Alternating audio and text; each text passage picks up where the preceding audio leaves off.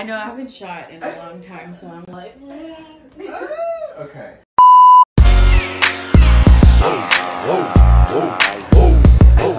Hey boos, welcome back to my channel. Welcome to Sips and Tips, episode 1.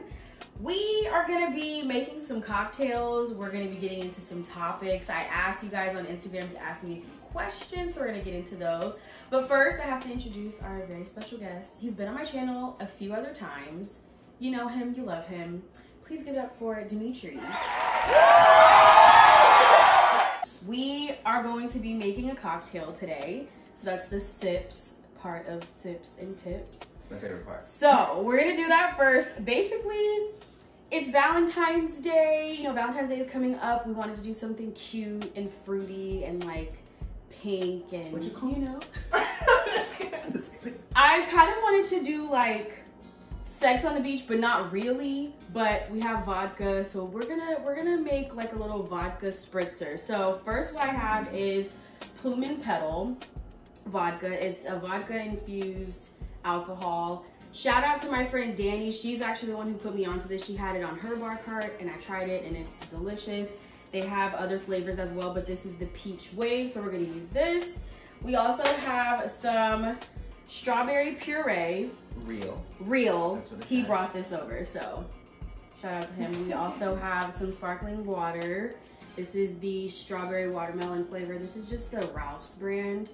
And then we have our mixology tools. We have our cocktail shaker, some shot glasses, some glasses. So we're gonna get into it. So first, are these glass? Yeah. Oh, that's so cute. Glass straws. Amazon. Okay, so first thing what we're gonna do is measure out the vodka. By the way, I'm really just kind of making this up on the spot, so. That's what we do. Yeah. You know, don't take it too seriously. Just make stuff up. So I have my cocktail shaker. It has ice in it already. So can you do me a favor and open the vodka? Absolutely. I feel like we should just do like, I don't know. Let's just do like 2 or 3 shots per person. I feel like that's good. You know? Yeah. And then we'll go from there. So we're gonna do, it smells good, right? Oh, this smells delicious. Yeah, Yo. it's good. You can drink that straight. Like you can literally just take a shot of that or just put it over ice. It's really Well, good. let's do it. So, Oh. Actually, do you want to take a shot? Yeah, that's how you started. Yeah, you're right. See? We're gonna take a shot first. We're gonna take a shot. We gotta sample all this stuff. Have to. Okay. Tell me when. Yeah. That's good. Okay. What? More. Oh, it was just my angle. It looked even. I was, you know. Okay, there we go. Okay. Yeah. Cheers. Shot number 1.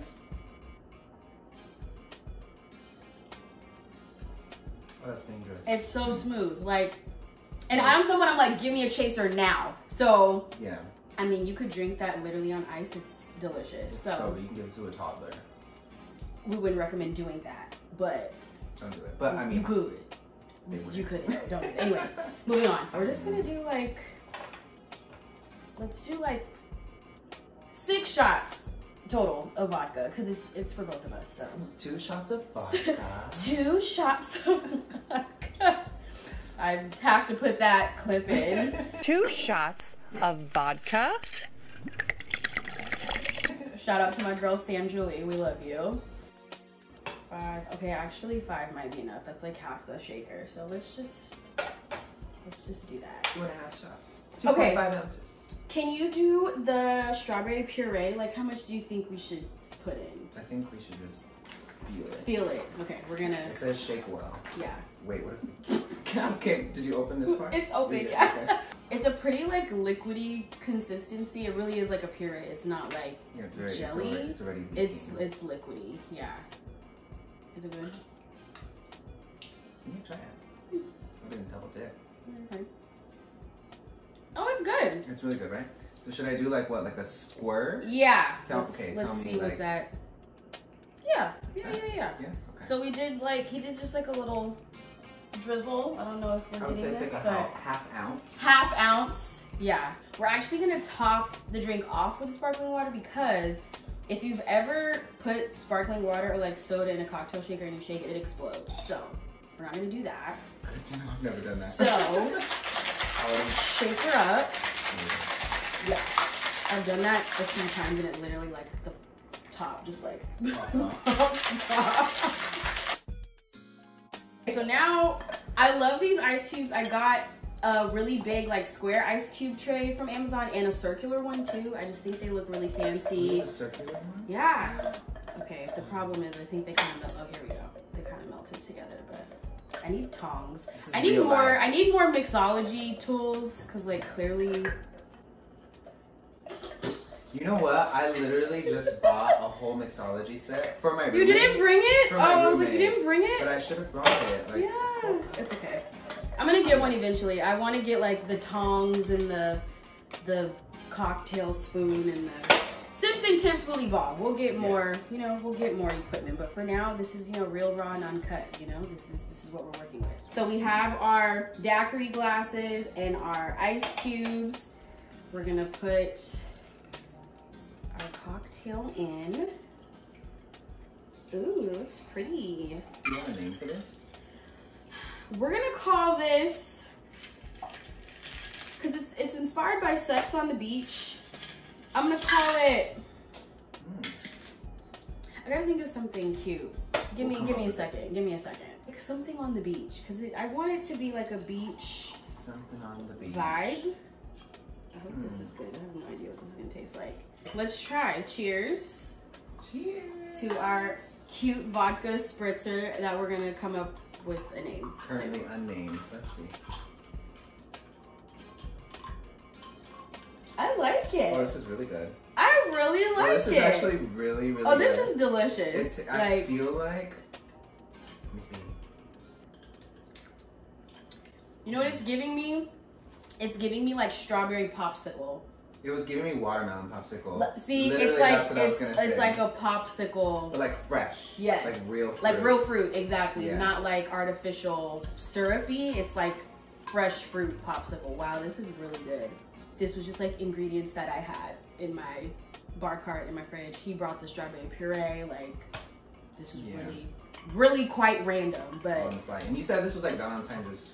Like inspired, but I feel like this is a summer drink. It's a summer drink for sure. For sure. This is definitely something that you'd be wanting to sip by the pool, on the beach. A little garnish here. Yeah. An umbrella. I kind of want to call this like poolside something. It's like cool. It's very cool. Like something cabana, maybe. Okay. Cabana cooler. Cabana cooler. The cabana it's cooler. the cabana cooler. Actually, that's I love it. Cheers. That's cute. See how stuff happens? It just happens now. So the cabana cooler. Try it this Valentine's Day. Try it this summer. Try it whenever. Now we're gonna get into the tips part of the episode, which is, like I said, I asked my lovely people on Instagram to just kind of send in questions. Anything that you need advice on, just kind of, you know, just let the questions roll in. So first question, how do you deal with long distance relationships? How do you feel about them? Just kind of what's your overall view? And what would be my advice to someone who's in a long distance relationship? So what do you think? Have you ever been in a long distance relationship? This is going to be about relationship questions. Take what I say very lightly, okay? The whole video. I have been. It's not like super long distance. We were like about 2 hours away from each other. You're probably going to hear that on the camera. Okay, true. 2 hours long distance?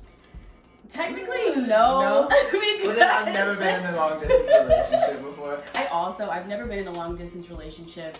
For me, it was the same thing. Like, it's been like where me and my boyfriend, we were like a couple hours apart, but it's never been anything where like I was with someone who lived in another country or like in another state. I've just never experienced that. I personally know, I just don't think I could. I'm not even gonna hold you, like just the way that my trust is set up and the way that my, like, I just don't think I could. Me personally, I just don't know if I could handle that, because for me, I'm someone who, I don't need to see you all the time or even talk to you like all the time, but I'm definitely someone who, I'm used to a routine. So it's like, I'd like to kind of see you regularly. We need to talk regularly.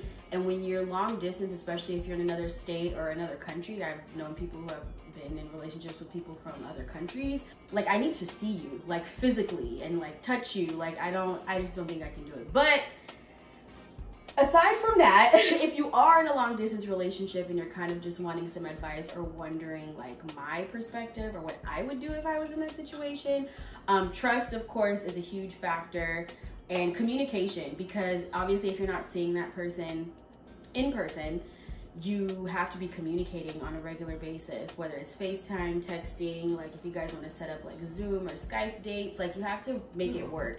And you also have to like make time as well. It can't be like, oh, I don't have time. Like if you want a relationship to work, you have to make time for it. So that would be my piece of advice. Best of luck. If you're in a long distance relationship, good luck. I'm not saying that it can't work. I think it just takes more effort from both parties, and it can be done. Yeah, absolutely. My advice would be find somebody who lives in that area to spy on them. I'm just kidding. I don't know. I feel like years ago I wouldn't be able to do a long distance relationship. Now I feel like I would be able to. You're a little bit more open to it. But if there was like it's only for this amount of time, you know what I mean? If it was like, oh, I live here and you live there and I'm gonna forever live here and you're gonna forever live there. Like, I'm like, well, I don't know. Like, I need a short time frame. It's gonna be for this long. But yeah, definitely trust, of course, communication. But I think communication is key in everything. That's just the number one. Long distance or not. Exactly. For sure. Yeah. Love it. Okay, next caller. Next question, again, we're kind of going into like a relationships theme with this one. But the next question was about exes. So how to get over an ex, but then also how to get over someone that you weren't even really with to begin with. Oh. So let's hear your take on that first, because I have some things to say. I can't wait to get to yours.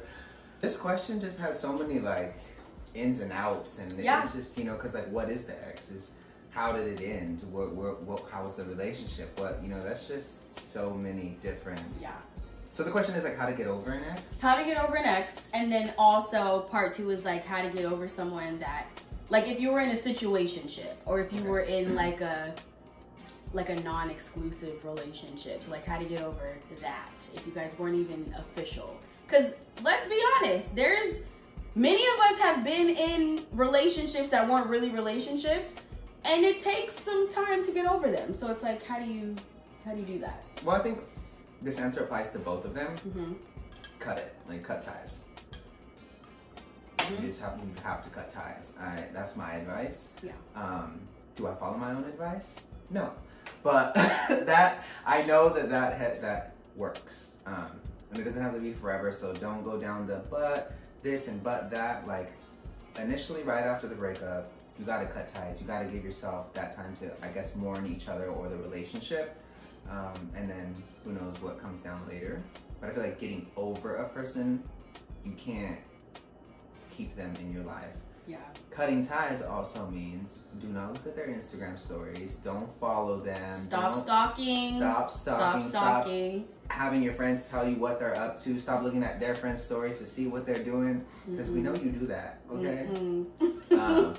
I can say proudly that I don't do that just because like it only hurts. So I'm like, why do I keep doing this to myself? So I learned to not do that. I will block. Block. And it's not like I'm blocking you. It's like I'm blocking you for me because then I know that I can't go see your stuff. So I think like the number one answer for me would be like cutting ties. Cut ties. Yeah, just give yourself time to legit just be without them completely. Actually a good point, because I feel like a lot of times people will give you advice about getting over ex, and it's like, well, you just gotta get over it and like just stop thinking about it and just move on with your life. But it's like, it is kind of like a grieving or a mourning process, especially like depending on how long you're with this person or dealing with this person. Like there's some grief that you're gonna be experiencing, and I feel like people don't always talk about that or like allow themselves time to heal, or they'll just like jump into another relationship, or like give yourself time to heal. If you need to cry, if you need to, whatever you need to do, give yourself that grace so that you can move on and get into a better relationship. Or if you want to be single for a while, do that. Like, it really, there's no right or wrong answer, but I think the important part and the key to getting over an ex is to not dwell on it.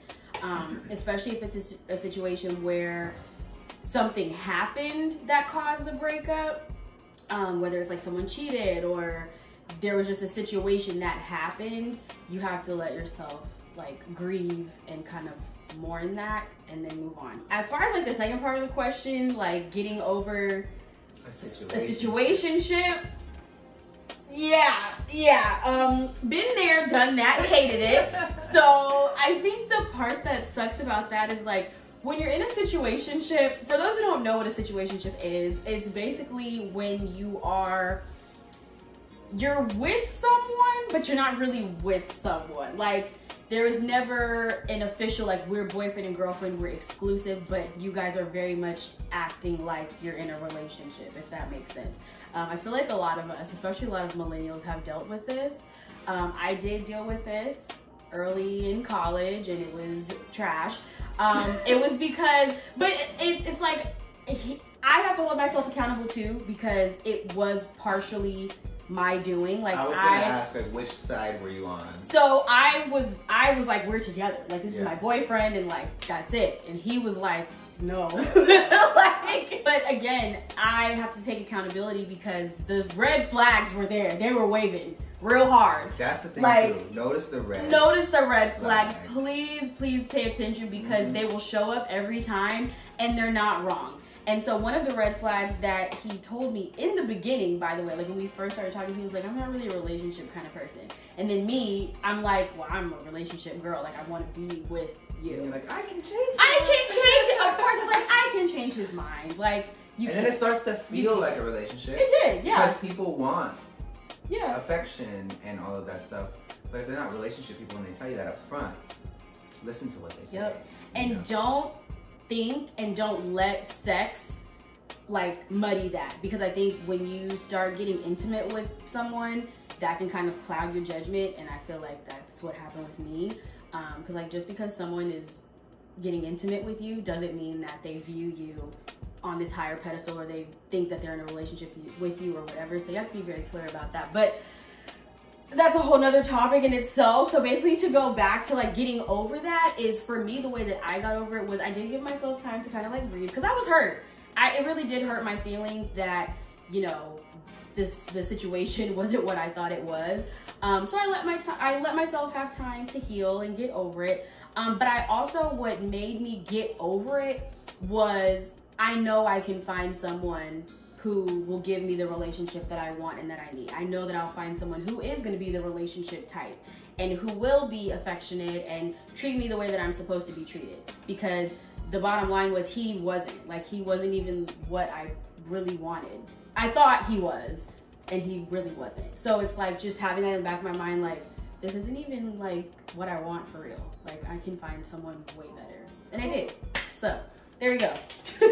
Cheers to that. Cheers to that. Cheers to that. Even when you know you don't really want it. You know what I mean? You still go after it, and then, you know, because you're like trying to make it work. Exactly. And you think you can make it work, but no. Like, instead of just just let like it go. letting it go and giving yourself the opportunity to meet something that's gonna work out organically, you know? Give yourself grace. Yes. Okay, give yourself grace, and you will learn and make mistakes over and over and over again.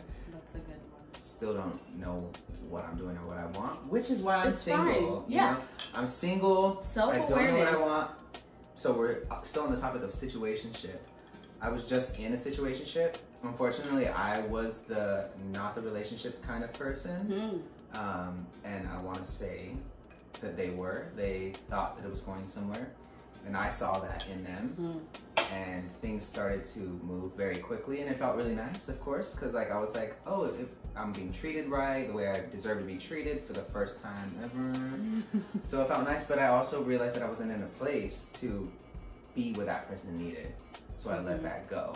So that was my situation. So I don't really have any.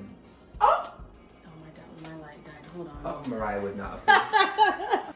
Okay, we're back. We're back rolling. Okay, we're back. We had a lighting situation. Yeah, we had to call in the lighting crew, and you know, it's just a whole thing. So anyway, you were saying that you were in a similar situation, except you were the one that knew I'm not really the relationship type, but he was. Exactly. And you saw that in him, so you were like, eh. Yeah, so then I had to end it. I gave it the proper closure, closed it off before it became toxic. I would say before anybody got hurt, but reality is we both got hurt because, you know, things coming to an end is never great. Well, actually, it's not. But anyways, tangents. I don't really have advice on like how to get over it, but if you're on the other side of it, don't put people through hell and let them, you know, go when it's time. I think providing them with closure is a way to help them get over the situationship. Yeah. That brings up a point though where you're right, because closure, I battle with this because I do think if you're in a situation or a relationship, I do think that closure is warranted. However, sometimes we don't always get closure. Like I was in a situation I did not get closure at all. Like to this day, did not get closure. And that bothered me because I'm someone who, I want answers. Like I want an explanation. But sometimes you don't get it. That also took me a while to get over. But I think the way that I did was I just realized it doesn't really matter. Like at a certain point, it's like if so much time has passed, what difference does it make? If they tell you like, oh, I'm sorry, if they apologize, or if they're like, you know, I was going through X, Y, and Z, or I just wasn't ready for a relationship, or whatever the excuse or the explanation is, it's like, does it really matter at the end of the day? Not really. Like it kind of doesn't matter at all. So I got to a point where I was like, I really don't care what the reason was. I really don't care to have closure. It's not going to do anything for me because it's just not, and I have to move on. So I think also it's important to not get stuck on getting closure because you might not get it. If you do, that can help you kind of move forward. But if you don't let that be a huge hindrance. You can still move forward without closure. Close the door yourself. Amen. Next caller. Is this a one drink sip and tip? No, we can do multiple. Okay. Before we get to the last question, we're gonna do one more because this was really good. You guys, I'm serious. Like, no, it was really good. I had to like stop myself from drinking it. It was very good. Relationships are a trip. They are, honestly. Like, there's just it's a lot of trial and error, and I feel like, you know, a lot of advice is given, but you also have to like tailor that advice to your specific situation. Round two. Cheers. Round two. Cheers. Is this the final question? We are on our final question. Sorry.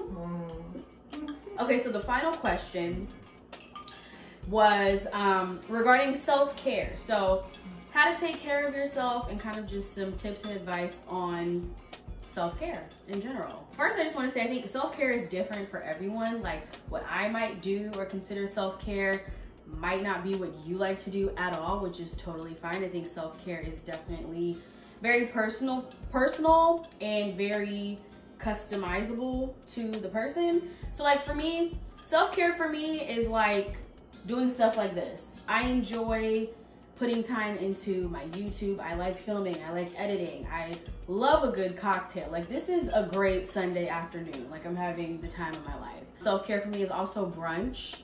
Self-care is getting a massage, getting a facial, doing an at-home facial. Since I've been in my apartment and just living alone, self-care, a huge part of self-care is just like keeping my space clean, clutter-free, peaceful. Like all of those things are self-care. It's really just anything that keeps me feeling good physically, mentally, emotionally. I feel like my self-care has changed over time because it's not as much physical. It's more so like the things that I do to make my mental health better, if that makes sense. Me getting a massage or a facial, like obviously that is helping me physically, but it's also helping me mentally. Like that relaxation is huge for my mental health. So things like that. What about you? I think the first thing that comes to mind, of course, with self-care is like, I think like skincare. I don't know if it's the same word, but I feel like look good, feel good. Not always. Like, but it helps, you know? So like, I feel like whenever I'm like up on my skin routine and my skin looks really good, like I feel good. It's self-care. I feel good every time I look in the mirror, you know? Because Lord knows it's a struggle sometimes, that mirror, you know, she be lying to you sometimes. But that is like a big form of self-care. I think alone time is like really important as well. Yeah. Rest, of course. I used to feel like not doing anything all day was like being lazy. Sometimes I need that day of just like, you know what, today I'm just gonna chill, relax. I don't know, I think there's a lot of like self-care stuff that I don't even do that I know would be beneficial, like fresh air, going outside and getting some sun on your skin sometimes. You know, sometimes it's not always such a like big production. It could be like simple stuff. Like I know when I take a walk in my neighborhood, that's a huge form of self-care for me. Like just getting sun, getting air. I'm exercising. I might say hi to a neighbor. Like just small stuff like that is self-care, and it can like boost your mood. So I know I went on a walk the other day. I was like, why don't I do this more often? Like, I'll be at home. Don't get me wrong. Like I like, you know, I just covered like staying in and like resting is very important. But like, I'll just like look out my window and be like, wow, it's such a beautiful day. And then I sit down and I don't go outside. And the other day I went on a walk and I was just like, it just felt so like refreshing. Just talk about self-care all day. Honestly, there's just so much that you can do. I think it's just doing things that bring you happiness. Taking time for that, because I feel like it's natural for us to put a lot of time and effort into everything else. Like we put so much into our careers and relationships with other people, friendships, family, all of that. And sometimes we forget, like, we need to take care of ourselves too. So like, please carve out time. Even if it's just like a couple of hours or something, just carve out time for yourself and do something that you enjoy and that makes you feel good. And that's self-care. That concludes the video. Those are our sips and tips for today. Thank you for tuning in to episode 1. Thank you for being my special guest. Of course, I'll be here anytime she has me. We always love him on the channel. So be sure to subscribe, like this video if you like this video, follow me on Instagram, both my personal and the brunch page. And please be sure to tune in, because for these videos, I'll be asking you guys to send me in questions and advice and things like that. So make sure that you follow me on Instagram so that you can check out the story when I post for questions. Okay, now that we got all that out of the way, until next time, cheers! Cheers, and y'all gotta sip this sip. It's really good. Try the Cabana Cooler. It's a hit.